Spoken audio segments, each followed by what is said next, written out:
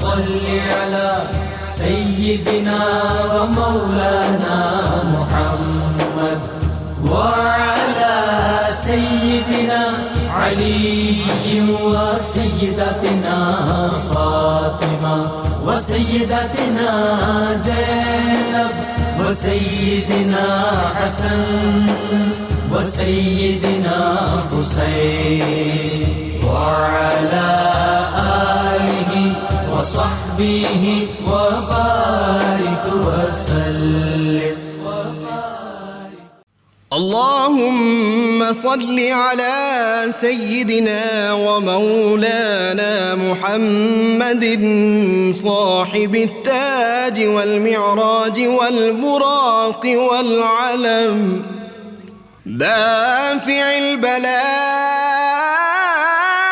والوباء والقحط والمرض والألم اسمه مكتوب مرفوع مشفوع منقوش في اللوح والقلم سيد العرب والعجم اسمه مقدس معطر مطهر منور في البيت والحرم شمس الضحى بدر الدجى صدر العلا نور الهدى كهف الورى مصباح الظلم جميل الشيم شفيع الأمم صاحب الجود والكرم والله عاصمه وجبريل خادمه والبراق مركبه والمعراج سفره وفوق سدرة المنتهى مقامه وقاب قوسين مطلوبه والمطلوب مقصوده والمقصود موجود سيد المرسلين خاتم النبيين شفيع المذنبين أنيس الغريبين رحمة للعالمين راحة العاشقين مراد المشتاقين شمس العارفين سراج السالكين مصباح المقربين محب الفقراء والغرباء واليتامى والمساكين سيد الثقلين نبي الحرمين إمام القبلتين وسيلتنا في الدارين صاحب قاب قوسين محبوب رب المشرقين ورب المغربين جد الحسن والحسين مولانا ومولى الثقلين سيدنا أبي القاسم محمد بن عبد الله نور من نور الله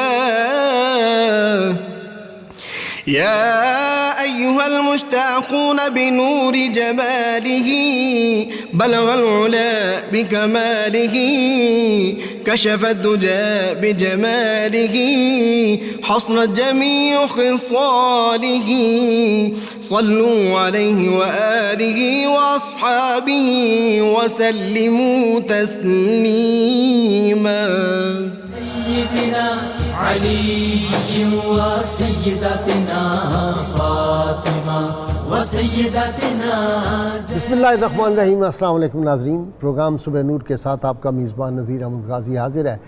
ناظرین کرام، حضرت ابو انیس محمد برکت علی صاحب رحمہ اللہ کی مشہور تالیف اسماء النبی الکریم صلی اللہ علیہ وآلہ وسلم سے ایک اسم مبارک پڑھنے کی سعادت حاصل کر رہا ہوں.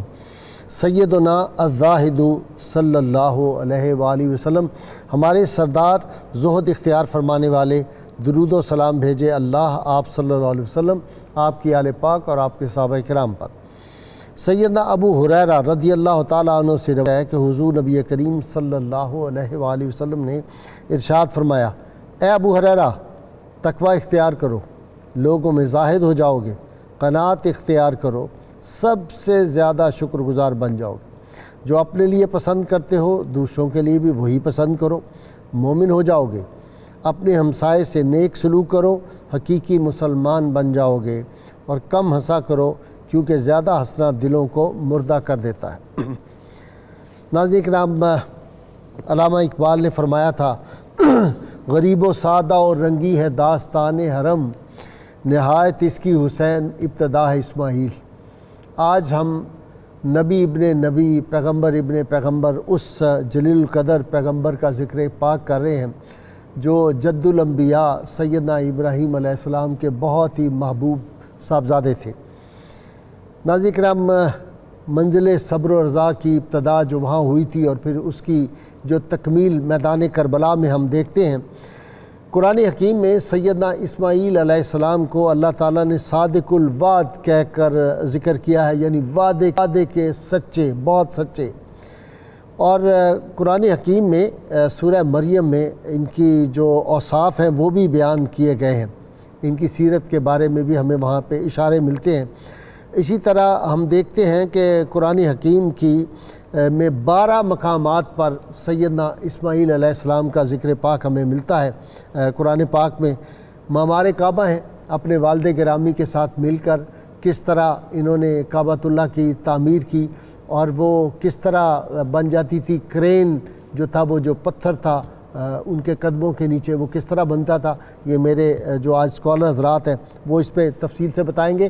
رحمت کونین صلی اللہ علیہ وآلہ وسلم نے ان کی فصاحت کی بڑی تعریف کی ہے، کئی زبانوں کو جانتے تھے، اور بچپن میں جو ایثار کا جذبہ، وفا کا جذبہ اور والد کی اطاعت کا جذبہ اور اللہ کی راہ میں اپنی جان تک سب سے عزیز چیز جو تھی، دونوں باپ بیٹوں میں وہ جو قرآن حکیم کی آیا ہے نا، لن تنالوا البر حتی تنفقوا مما تحبون، اس کی عملی تفسیر کر کے دونوں باپ بیٹوں نے دکھا دی، کمال کر دیا، اور ساتھ ان کی والدہ نے بھی۔ تو ناظرین کرام، یہ جو آب زمزم ہے یہ بھی ہمیں ان کے صدقے میں ملا ہے، اور آب زمزم وہ ہے جس کے بارے میں اللہ کے محبوب صلی اللہ علیہ وآلہ وسلم نے ارشاد فرمایا، اس میں شفا ہے۔ یہ آب زمزم وہ ہے جس کو آدمی پی لے تو اس کو کھانے کی بھی حاجت نہیں رہتی، چاہے وہ 1 برس آب زمزم پیتا رہے، اور یہ دنیا کا وہ واحد مقدس مطہر پانی ہے، اس کو 10 برس آپ رکھیں، 50 برس رکھیں، یہ اسی طرح رہتا ہے، اس میں کوئی خرابی پیدا نہیں ہوتی۔ دعا کرنی چاہیے آج کل کہ ہم پہ آب زمزم جو ہے یہ پھر کھل جائے، یہ جو وقتی پابندیاں لگی ہوئی، اللہ تعالیٰ کا گھر، نبی صلی اللہ علیہ وسلم کا در، یہ ہمارے لیے کھل جائے، اس طرف بھی خاص توجہ دیں۔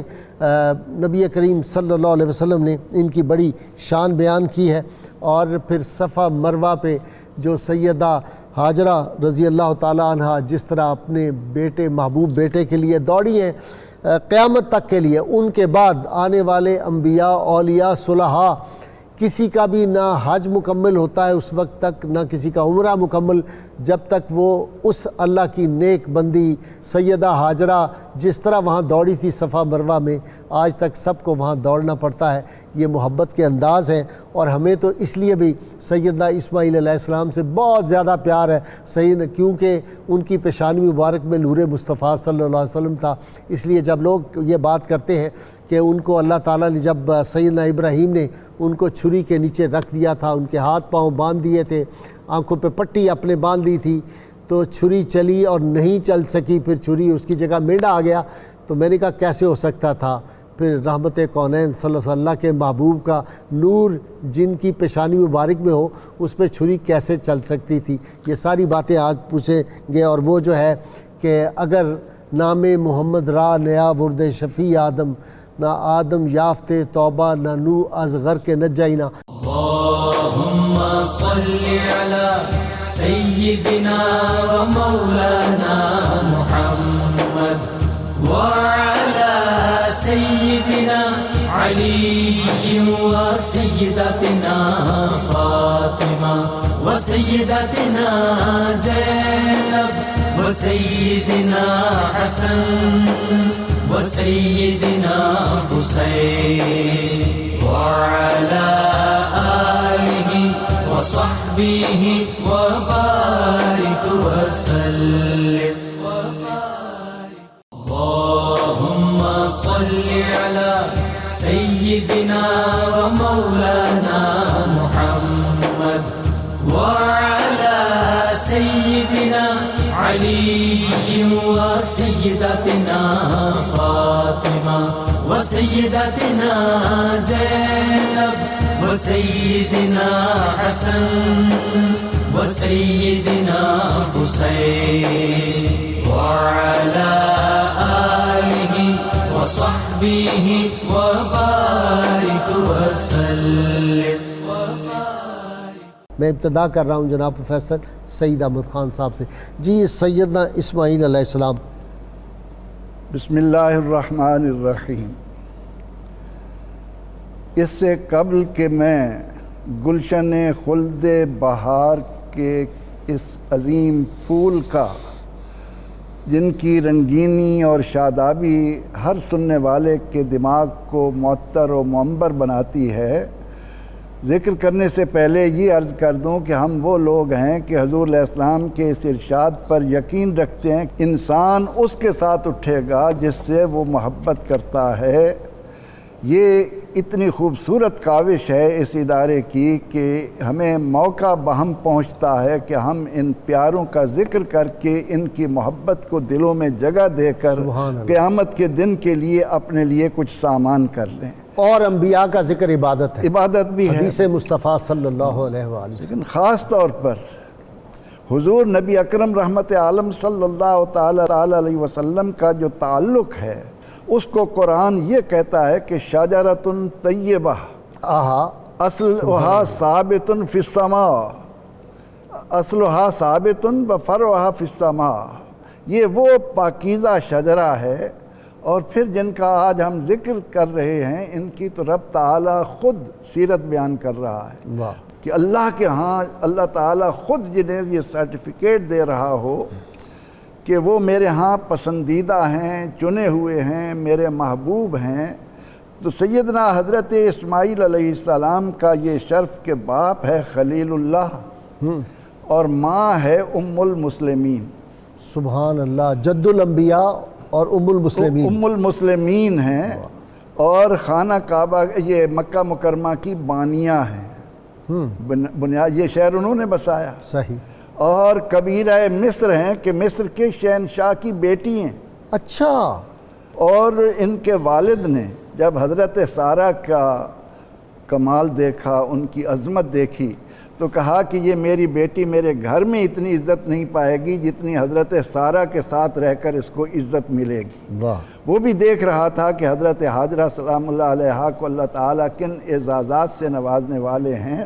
پھر ہم اس خانوادے پر جب نظر ڈالتے ہیں تو قرآن پاک کے یہ کلمات کہ اذ قال لہ ربہ اسلم قال اسلمت لرب العالمین، فیضان نظر تھا یا یہ فیضان نظر تھا یا کہ مکتب کی کرامت تھی. سکھلائے کس نے اسماعیل کو آداب فرزندی. جی بٹ صاحب، سکھائے کس نے اس کو آداب فرزندی؟ میرا تو خیال ہے کہ تربیت اپنی جگہ، لیکن انبیاء تو رب تعالیٰ سے وہ سب کچھ سیکھ کے آتے ہیں. بسم اللہ الرحمن الرحیم. بہت شکریہ جناب غادی صاحب. آج کی ہماری ممدوح شخصیت حضرت سیدنا اسماعیل علی نبینا وعلیہ الصلاۃ والسلام یقیناً بلا شبہ ایک ایسی عظیم ہستی ہیں کہ جن کے لیے سب سے بڑا اعزاز تو ان کا نبی اور ان کا رسول ہونا ہے. اس کے ساتھ ساتھ اگر ہم دوسرے پہلو سے دیکھیں تو ہماری ملت اسلامیہ کے اندر آپ کا ایک بہت بڑا حصہ ہے کہ جتنے بھی ارکان اسلام ہیں اور جتنے بھی دین کے احکامات ہیں اگر غور سے دیکھا جائے تو وہ اسی خاندان کے نقوش پا ہیں جنہیں اللہ تبارک و تعالی نے پوری امت مسلمہ کے لیے محفوظ فرما لیا ہے. یہ اس خاندان کا کوئی ایک احسان نہیں ہے. آپ کی والدہ ماجدہ جیسا کہ ابھی ذکر ہو رہا ہے وہ ام المسلمین ہیں. آپ کے والد گرامی اولو العزم پیغمبر جد الانبیاء حضرت ابراہیم خلیل اللہ علی نبینا وعلیہ الصلاۃ والسلام ہیں اور آپ اسی خانوادہ نبوت کے ایک ایسے عظیم الشان فرد ہیں کہ جنہوں نے اپنی ساری زندگی اللہ کریم کی اطاعت میں اور اللہ کے احکامات کو پھیلانے میں صرف فرمائی ہے، اور قرآن مجید فرقان حمید نے ان کا جو ذکر کیا ہے تو خصوصی طور پہ ان کے 3 اوصاف کو ذکر فرمایا ہے۔ سبحان اللہ۔ ایک تو ان کا حلیم ہونا، بردبار ہونا، دوسرا ان کا صادق الوعد ہونا، وعدے کے پکے ہونا، اور تیسرا یہ کہ کانا یأمر اہلہ بالصلاۃ والزکاۃ، وہ اپنے گھر والوں کو بھی نماز اور زکوٰۃ کا پابندی سے حکم فرمایا کرتے تھے۔ صادق الوعد ہونے کے حوالے سے ایک روایت میں نے پڑھی، علماء فرماتے ہیں کہ آپ نے ایک شخص کے ساتھ کوئی معاہدہ کیا اور اس نے آپ کے ساتھ کسی جگہ پر ملنے کا وعدہ کیا کہ میں اس جگہ پر آپ سے آ کے ملوں گا، اور وہ شخص وعدہ کر کے بھول گیا۔ ایک پورا سال گزر گیا، اور یہ بات علامہ فخر الدین رازی نے تفسیر کبیر میں لکھی ہے، اسی آیہ مبارکہ کی تفسیر میں جو سورہ مریم کی آیت ہے۔ تو سال گزرنے کے بعد وہ شخص آیا، اسے یاد آیا تو آپ اسی مقام پر موجود تھے۔ اب وہ حدیث پاک بھی بیان کر دیں جی، آپ صلی اللہ علیہ وسلم سے جو کسی نے وعدہ حضرت کیا۔ عبداللہ بن ابی الحمصا کا واقعہ، وہ فرماتے ہیں کہ آقا علیہ الصلوۃ والسلام کے ساتھ اعلان نبوت سے قبل میں نے کچھ تجارت کی، اظہار نبوت سے قبل، اظہار نبوت سے قبل، جی اظہار نبوت اور اعلان نبوت بھی اس کو کہا جاتا ہے، تو اس سے قبل میں نے کچھ تجارت کی اور میں نے یہ وعدہ کیا کہ میں آپ کو بقایا رقم یہیں پہ آ کے دوں گا۔ 3 دن گزر گئے اور مجھے یاد نہیں رہا۔ جب میں 3 دن کے بعد آیا تو آقا علیہ الصلوۃ والسلام نے بس اتنا ہی جملہ ارشاد فرمایا جس کا مفہوم یہ ہے کہ تم نے ہمیں بڑی تنگی میں ڈال دیا ہے، میں 3 دن سے یہاں تمہارا منتظر ہوں۔ یہ واقعہ ابو داؤد شریف میں موجود ہے۔ جی تو یہ آقا کریم صلی اللہ تعالیٰ علیہ وآلہ وسلم کے جد امجد حضرت سیدنا اسماعیل علی نبینا وعلیہ الصلوۃ والسلام ہیں۔ یہ واقعہ بھی یہیں پہ بیان کر دیں، کیونکہ یہ جب یہ اس طرح کا واقعہ بیان کرتے ہیں نا تو ایمان کو ایک بلندی مل رہی ہوتی ہے اس وقت، تو میں چاہتا ہوں کہ وہ سیڑھیاں چڑھتے جائیں۔ وہ واقعہ کہ ایک آپ صلی اللہ علیہ وسلم کسی سے سودا کیا اور اس وقت آپ کے پاس پیسے نہیں تھے تو آپ نے کہا میں بعد میں بھجوا دوں گا، تو وہ عورت نے کیا کہا تھا جب لوگ پریشان ہوئے کہ ہم تو ان کو جانتے نہیں، نہ ان کا نام پتہ تھا، تو اس عورت نے کہا کہ ان کے چہرے سے جو نور تھا وہ مجھے بتاتا ہے وہ اگر نہ آئے تو میں دوں گی پیسے، این اس وقت پہ۔ یہ ذرا وہ واقعہ اس وقت میرے ذہن میں مستحضر نہیں ہے۔ وہ اس طرح ہے کہ آپ صلی اللہ علیہ وسلم گئے خریداری کے لیے، اور جہاں پہ وہ منڈی لگی ہوئی تھی وہاں سے جا کے آپ نے کوئی جانور خریدا وہاں سے، اور آپ نے کہا اس وقت تو میرے پاس پیسے نہیں ہیں، میں یہ پہنچا دوں گا کل۔ آپ واپس آ گئے تو وہ جو لوگ تھے وہ پریشان ہو گئے، انہوں نے کہا نہ ہم نے بندے کا نام پوچھا، نہ ہم نے پوچھا پتہ، تو یہ کیا ہوگا؟ تو وہ جو خاتون ایک تھی ان کی ہیڈ وہاں پہ بیٹھی، اس نے کہا تم گھبراؤ نہیں، اس کے چہرے سے جو نور کی شعائیں نکل رہی تھی وہ مجھے بتا رہی تھی کہ وہ شخص سچا ہے، صادق ہے، امین ہے، صادق الوعد ہے، گھبراؤ نہیں، اگر وہ نہ دیں گے میں دوں گی۔ کل جو وقت کا تھا عین دیکھا تو رحمت کونین صلی اللہ علیہ وسلم تشریف ہے۔ جی آپ جاری رکھیں اپنی بات۔ حضرت سیدنا اسماعیل علی نبینا علیہ الصلوۃ والسلام کے حوالے سے قرآن مجید نے جو واقعات ذکر فرمائے ہیں بطور خاص، ان میں ایک تو آپ کا تعمیر کعبہ کا واقعہ ہے، دوسرا واقعہ آپ کی قربانی کا واقعہ ہے۔ ہم پہلے آپ کے تعمیر کعبہ کے واقعہ کو دیکھتے ہیں جسے قرآن مجید نے پہلے پارے میں ذکر کیا ہے۔ قرآن پاک ذکر کرتا ہے وَإِذْ يَرْفَعُ إِبْرَاهِيمُ الْقَوَاعِدَ مِنَ الْبَيْتِ وَإِسْمَاعِيلُ۔ اب کعبۃ اللہ کی تعمیر یہ تاریخ اسلام بلکہ پوری تاریخ انسانیت کا ایک انوکھا، عظیم الشان اور منفرد واقعہ ہے۔ قیامت تک کے لیے پوری امت مسلمہ کی خاطر اللہ کا گھر تعمیر کیا جا رہا ہے۔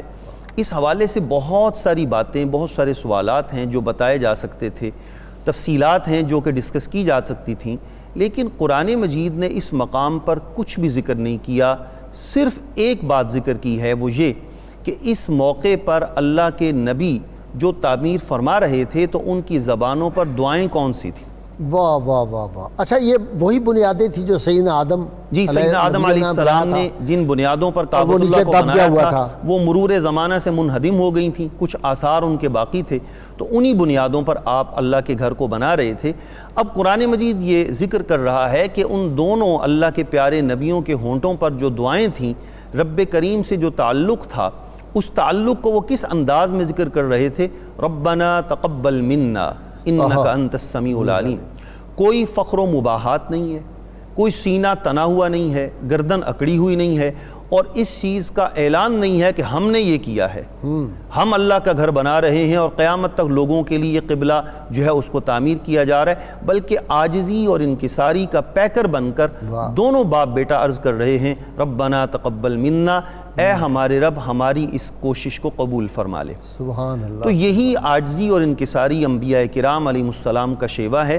اب دیکھیں کہ آقا کریم صلی اللہ اچھا، تعالیٰ علیہ انکساری وسلم اور عجز جہاں بھی ہو تو اللہ تعالیٰ کی رحمتوں کا نزول ہوتا ہے۔ تو آپ دیکھیے کہ فتح مکہ جب ہوتا ہے، آقا کریم صلی اللہ تعالیٰ علیہ وآلہ وسلم اپنے غلاموں کے ساتھ 10,000 صحابہ کرام علیہم رضوان کے جلوں میں جب فاتحانہ شان سے داخل ہوتے ہیں تو اس کو قرآن نے فتح مبین کہا ہے۔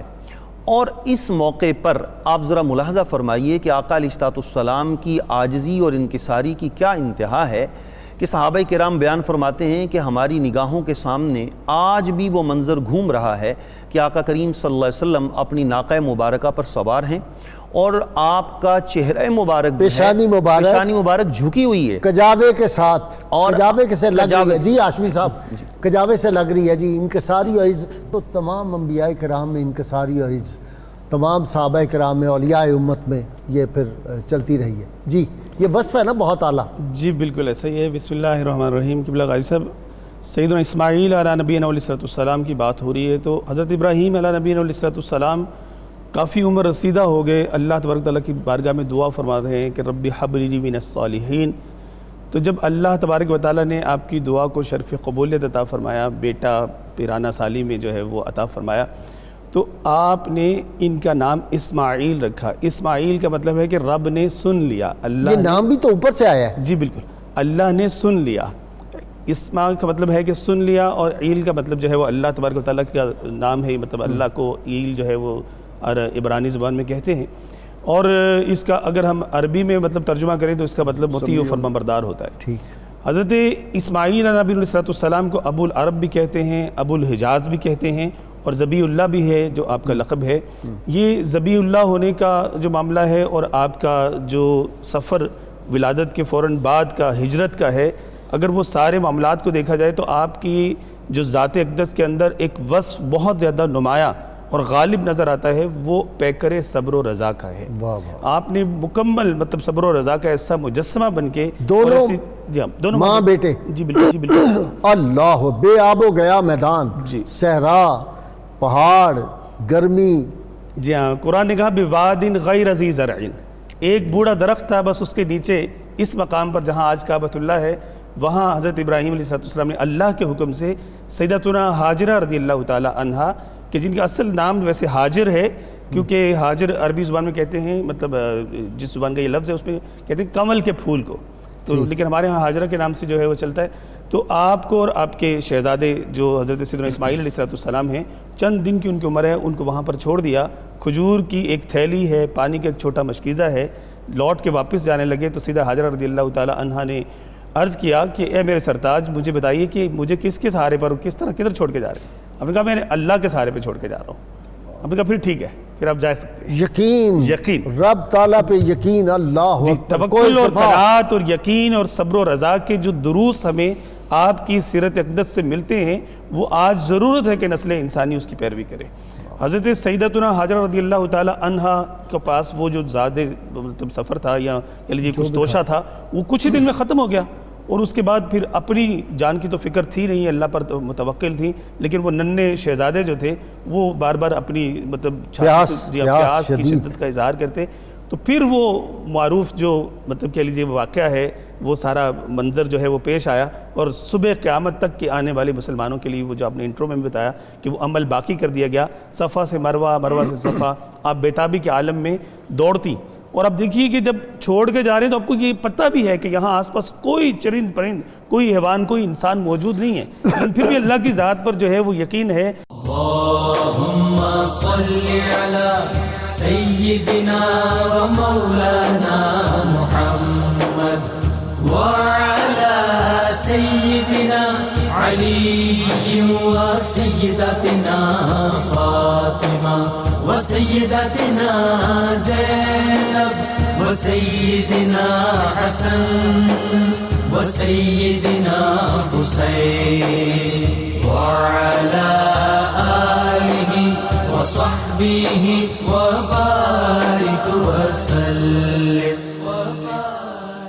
اللهم صل على سيدنا ومولانا محمد وعلى سيدنا علي وسيدتنا فاطمة وسيدتنا زينب وسيدنا حسن وسيدنا حسين وعلى آله وصحبه وبارك وسلم. جی بٹ صاحب یہ نکلا کیسے پانی؟ سفر انہوں نے کیا، دوڑتی رہیں، یہ 7 چکر لگائے. جی جی بسم اللہ الرحمن الرحیم. غازی صاحب میں ایک بات پہلے ذرا تھوڑی سی مکمل کر دوں. محترم پروفیسر صاحب جو فرما رہے تھے اسی کو میں تھوڑا سا آگے بڑھانا چاہتا ہوں کہ وہ دعائیں جو اللہ کے نبی فرما رہے تھے ان میں بہت ساری دعائیں آپ نے فرمائیں. یہ شہر امن بھی ہے، اس طرح کی بھی دعا ہے؟ جی یہ بھی ہے، وہ ذرا پڑھیں. وَإِذْ قَالَ إِبْرَاهِيمُ رَبِّ اجْعَلْ هَذَا الْبَلَدَ آمِنًا، جب انہوں نے دعا کی یا اللہ اس شہر کو امن والا بنا دے. اور اس کے ساتھ ساتھ پھر آپ نے اس شہر کے رہنے والوں کے لیے رزق کی بھی دعا کی، وَارْزُقْ أَهْلَهُ مِنَ الثَّمَرَاتِ، یا اللہ اس کے اندر کبھی قحط نہ آئے، اس کے باسیوں کو رزق کی دو فراوانی. شہروں میں آفت کیسے آ سکتی ہے؟ میرا تو نہیں یقین مانتا اس بات. یہ یقین اگر کامل ہو، پختہ ہو اللہ کی ذات پہ، تو یقین جانیے کہ پھر انسان کے سامنے کرونا کیا ہے، دنیا کی تمام تر آفتیں اس کی نگاہوں میں ہیچ ہیں. لیکن چونکہ ہمارے اب ایمان کمزور ہیں، جس چیز کو اللہ تبارک و تعالیٰ نے ہماری شفا کا ذریعہ بنایا ہے ہم نے اسی کو بند کر دیا ہے، تو اب پھر اس کے بعد ہمیں یہ نتائج کہاں سے حاصل ہو سکتے ہیں. تو میں یہ عرض کر رہا تھا کہ وہ جو دعائیں ہیں ان دعاؤں پہ آپ غور فرمائیں. تو ان دعاؤں میں بہت ساری دعائیں آپ نے ذکر فرمائی، لیکن جو آخری دعا ہے ربنا وابعث، جس کا بھی پروفیسر صاحب بھی حوالہ دے رہے تھے، تو اس سے یہ بات سمجھ میں آتی ہے کہ اللہ کا گھر بنا دیا جائے، جتنے بھی اللہ کے گھر بنا دیے جائیں تو ان سے مقاصد حاصل نہیں ہو سکتے جب تک کہ دامن مصطفیٰ صلی اللہ علیہ وسلم ساتھ نہ تھاما جائے. آقا علیہ السلام کا نور اور اللہ کا گھر، یہ دونوں جب ساتھ شامل ہوتے ہیں، اللہ کا گھر اور نبی کا در، تو پھر اس وقت انسان کا ایمان بھی مکمل ہوتا ہے اور اللہ تبارک و تعالیٰ کی طاعت و بندگی بھی اس کو کعبہ مکمل تو ہوتا ہے. دیکھ چکے، اب کعبے کا کعبہ دیکھو، حاجیو آؤ شہنشاہ کا روضہ دیکھو. اب اس میں ایک بات اور ہے کہ جس پتھر پہ کھڑے ہو کر حضرت ابراہیم علیہ السلام تعبیر فرما رہے تھے، اس پتھر کو قرآن پاک نے کہا کہ تم اسے اپنا مصلی بناؤ. اب اس پر میں ایک بات اپنے ناظرین کے سامنے رکھنا چاہتا ہوں. وہی ہے وہ جو پتھر ہے وہاں پہ، جی مقام ابراہیم جسے کہتے ہیں. اچھا. وَاتَّخِذُوا مِن مَقَامِ إِبْرَاهِيمَ مُصَلًّى. میں بات انتہائی اختصار سے عرض کرنا چاہتا ہوں کہ انسان اپنے وجود کو دیکھے، سر سے لے کر پاؤں تک اس کے وجود میں جو قدم ہیں وہ سب سے نچلا حصہ ہے، اور قدم کے جو تلوہ ہے وہ اس سے بھی نیچے ہے. انسان اپنے جسم کی احتیاط کرتا ہے، تلوے کی اتنی احتیاط نہیں کرتا، کیچڑ میں بھی رکھ دیتا ہے، گندگی میں بھی رکھ دیتا ہے. اب یہاں سے اللہ کے پیارے محبوبوں کی شان جو ظاہر ہو رہی ہے وہ یہ کہ جو مقام ابراہیم ہے، جو پتھر ہے، وہ اللہ کے نبی کا قدم نہیں ہے، اللہ کے نبی کے قدم کا تلوہ بھی نہیں ہے، بلکہ تلوے کا فقط نشان ہے. تو جس پتھر پر اللہ کے خلیل کے قدم بلکہ قدم کے تلوے کا نشان ثبت ہے، ساری کائنات مل کر اس پتھر کی عظمت و شان کو نہیں پہنچ سکتی. تو جب نشان کی شان کو نہیں پہنچ سکتی تو اللہ کے نبی کے قدم کی کیا شان ہوگی؟ پھر یہ جو قلب مبارک یہاں لگا دیتے ہیں یہ ہمارے ہاشمی صاحب، جی تو اس پہ بھی لوگ بڑے معترض ہوتے ہیں. پھر یہ تو بڑی بات ہے، یقیناً بہت شان ہے، چونکہ نسبت ہے اس کی آقا علیہ السلام کے نالین پاک کے ساتھ. اور وہ جو کسی نے کہا کہ جو سر پہ رکھنے کو مل جائے نال پاک حضور، تو پھر کہیں گے کہ ہاں تاجدار تاجدار ہم بھی ہے. جی ہاں کیوں لگا میں اپنی بات مکمل کروں. سیدہ حاجرہ رضی اللہ تعالیٰ عنہا نے پھر غیبی آواز سنی، پھر بچے کی طرف متوجہ ہوتی ہیں اور جب پہنچتی ہیں تو دیکھتی ہیں کہ سیدنا جبریل امین علیہ السلام وہاں پر موجود ہیں. آپ نے اپنا پاؤں مبارک لگایا یا اپنا پر مبارک لگایا، اور صحیح یہ ہے کہ سیدنا اسماعیل علیہ السلام نے اپنی وہ ایڑی بےتابی کے عالم میں جو رگڑی تو وہاں سے پھر وہ زمزم کا چشمہ جاری ہوا. سیدہ حاجرہ رضی اللہ تعالیٰ عنہا نے اس سے خود بھی پیا، اپنے بیٹے کو پلایا. مینا میں کیا ہوا؟ مینا میں تو قبلہ غازی صاحب پھر وہ واقعہ جو ذبیح اللہ آپ کا ہونے کا جو اللہ تعالیٰ نے آپ کو مسند عطا فرمائی، اعزاز عطا فرمایا، وہ واقعہ پیش آتا ہے قرآن حکیم فرقان مجید سورۃ الصافات کے اندر. اس کو بڑی تفصیل کے ساتھ ذکر کیا گیا ہے. فلما بلغ معه السعی قال یا بنی انی اری فی المنام فانظر ماذا ترى، اے میرے بیٹے میں نے خواب میں دیکھا ہے کہ میں نے تجھے مطلب انی اذبح تمہیں ذبح کر رہا جی انی اذبح میں تمہیں ذبح کر رہا ہوں، فانظر ماذا ترى، تم دیکھو کہ تمہاری کیا اس میں رائے ہے۔ بڑا ایک مطلب محبت کا ایک کہہ لیجیے کہ بیان ہے، مشورہ ہو رہا ہے، مشورہ ہو رہا ہے، یہ نہیں کہ مطلب میرے رب نے چھپایا مجھے کہہ نہیں دیا جا تو رہا۔ میں تمہاری رائے نہیں لوں گا۔ اب تمہاری رائے مطلب پھر بھی مقدم کہ آپ بھی مطلب نبی ہیں اور پھر مطلب آداب بھی سکھانے ہیں، طریقہ بھی بتانا ہے کرینہ، اور پھر فانظر ماذا ترى، آپ نے کہا کہ مجھے بتاؤ کہ تمہاری کیا رائے ہے۔ بیٹا کیا کہتا ہے؟ جی قال یا ابت افعل ما تؤمر ستجدنی ان شاء اللہ من الصابرین، کہا ابا جان آپ وہ کر گزریے جو آپ کے رب نے آپ کو کرنے کا حکم دیا ہے، ان قریب آپ مجھے صبر کرنے والوں میں سے پائیں گے۔ انبیاء کی خواب حجت ہوتی ہے، بے شک ہے، باقی کسی کی نہیں۔ بالکل کسی کی سوائے نبیوں کے، انبیاء کا جو خواب ہے اس کے بارے میں جو جزیہ بیان حجت کیا ہے، گیا کہ وہ حقیقت۔ بمنزل وحی کے ہے، ٹھیک اور ہے۔ بقیہ جو ہے وہ اس طرح کا کوئی خواب ہے تو اس پر عمل کرنا وہ ضروری نہیں، شیطان کا طرف سے بھی ہو سکتا ہے۔ اچھا جی، اب ابلیس پہنچ گیا جی۔ جی ابلیس پھر آیا رکاوٹ ڈالنے، آپ اپنے گھر سے سجا سنوار کے بیٹے کو لے کر چلتے ہیں، ابلیس رستے میں مطلب اسے دیکھا کہ یہ تو بہت بڑا منصب رسی ان کو مل جائے چھری گا، سب کچھ۔ جی ہاں، تو پھر وہ 3 مرتبہ اس نے کوشش کی، اور مطلب تفسیر میں آتا ہے کہ بہت عظیم الجثہ ہو کے پورا رستہ اس نے روک لیا۔ تو آپ کو پھر اللہ تعالیٰ کی طرف سے حکم ہوا کہ اس کو جو ہے وہ جبریل امین نے حکم دیا کہ آپ اس کو کنکر ماریے۔ تو وہ کنکر مارنے کی جمرہ اولا، عقبہ اور وسطیٰ جو ہے اس کو وہ جو آج حجاج کرام کی مطلب واجبات حج میں سے ہے، ہر حاجی کے لیے لازم ہے، واجب ہے بالکل، اس کے بغیر حج مکمل نہیں ہوتا۔ اللهم صل على سيدنا ومولانا محمد وعلى سيدنا علي وسيدتنا فاطمة وسيدتنا زينب وسيدنا حسن وسيدنا حسين وعلى آله وصحبه وبارك وسلم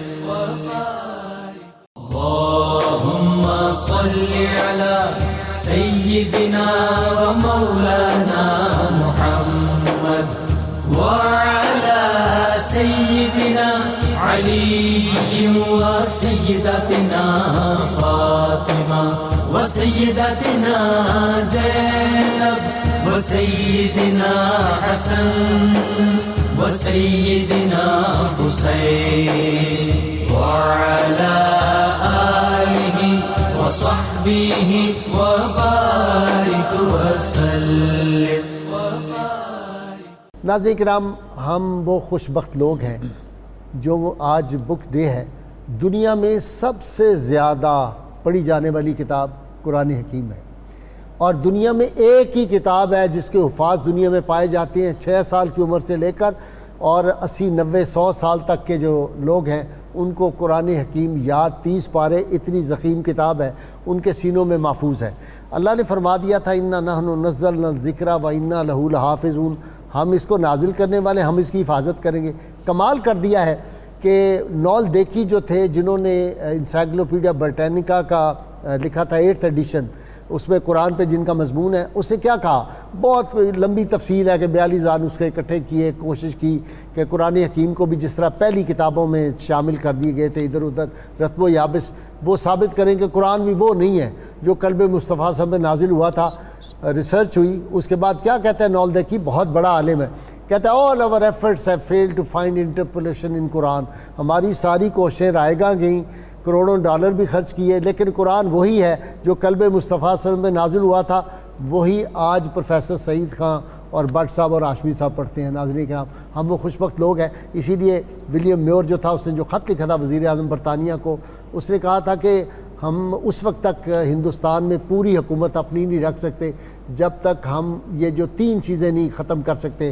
محمد کا قرآن ہمارے راستے میں رکاوٹ ہے، نعوذ باللہ، محمد کی تلوار اور محمد کی امت کا جو ہے نسبت عشقی جو ہے صلی اللہ علیہ وسلم، یہ ہم نہیں ختم کر سکتے۔ تو آج کتاب کے حوالے سے ہم شروع کریں گے۔ آج ضرورت ہے ہم کتابوں سے اپنا تعلق پیدا کریں، قرآن حکیم، اس کی تفاسیر پڑھیں۔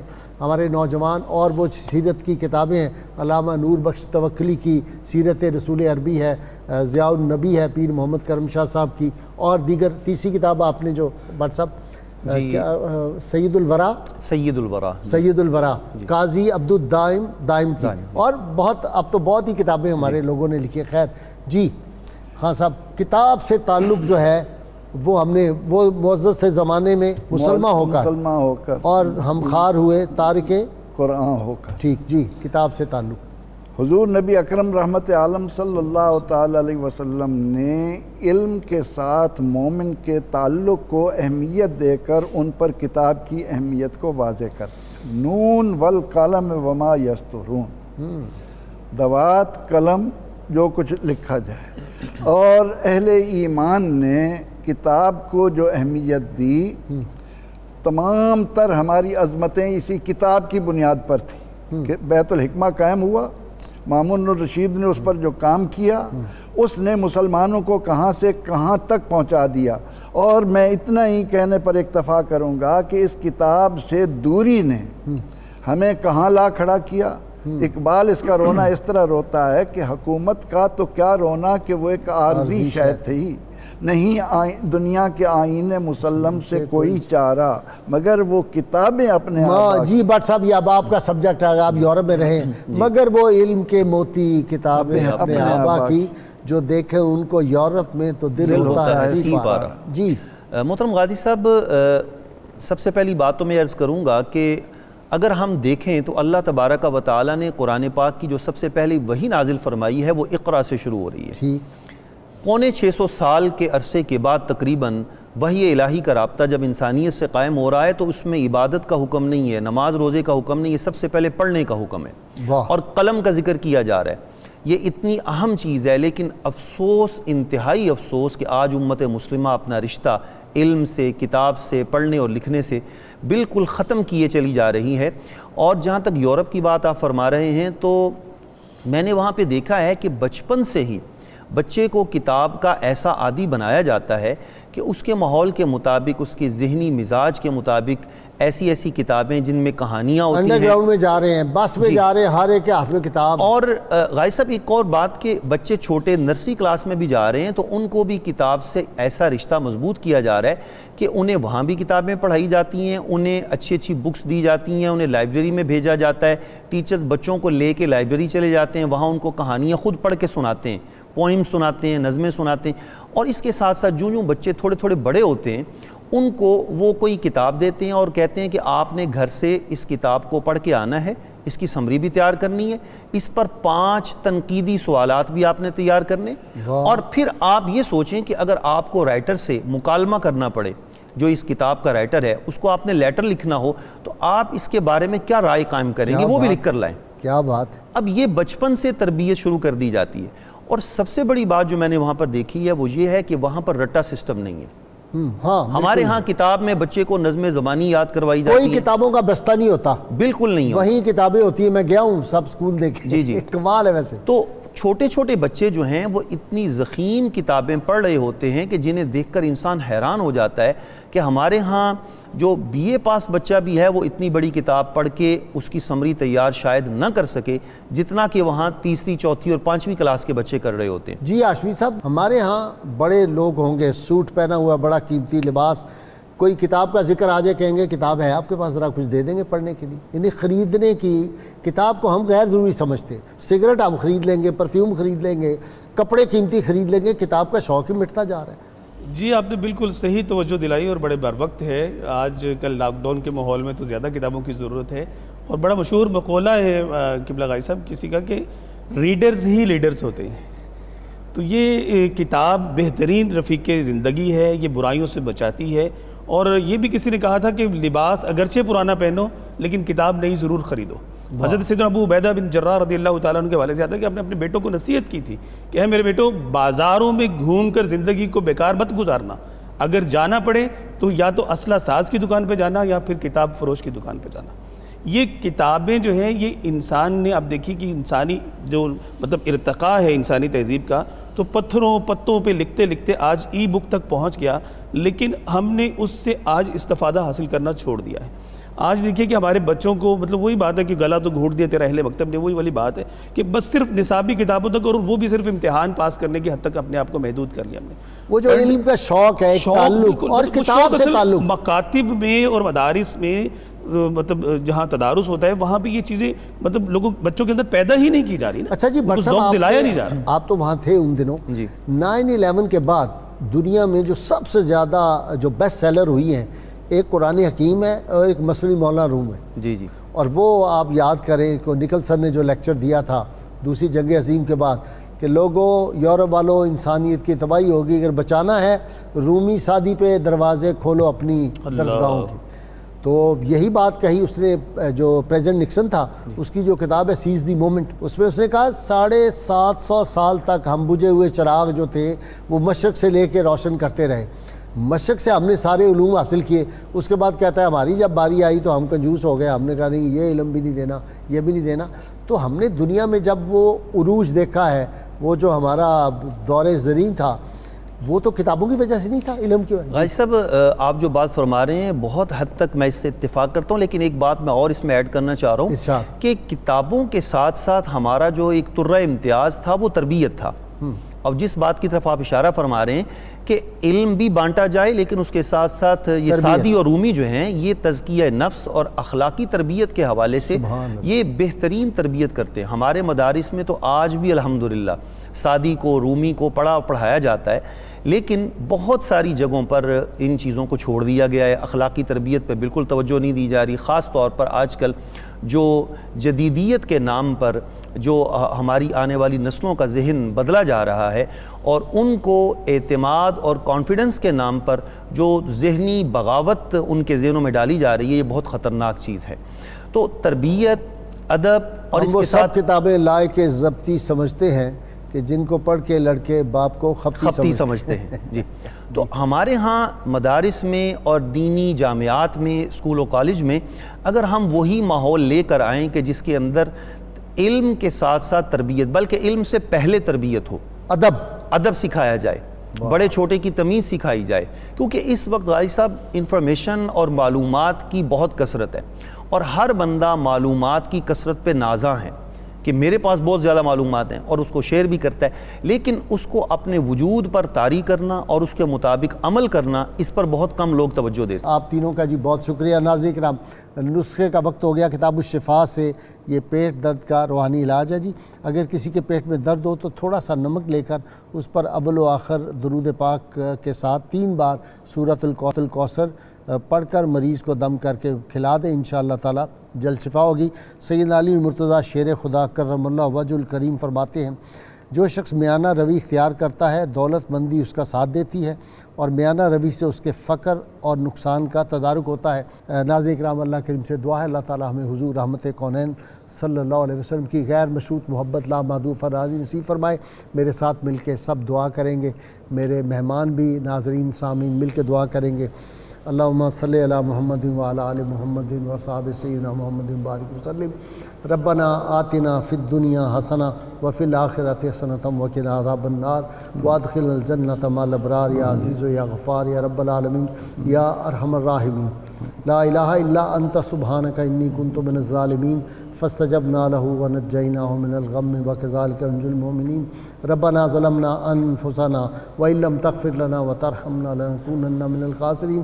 یا الہ العالمین یا رب العالمین، اپنی عظمت و شان کے صدقے، اپنے اسماء حسنہ کے صدقے، اپنے اسم اعظم کے صدقے، اور اپنے محبوب کریم صلی اللہ علیہ وسلم کی ان دعاؤں کے صدقے جو آپ صلی اللہ علیہ وسلم اس امت کے لیے مانگی تھی، ہم پہ یہ جو مصیبت آئی اللہ کریم اس کو دنیا بھر سے مصیبت کو دور فرما دے.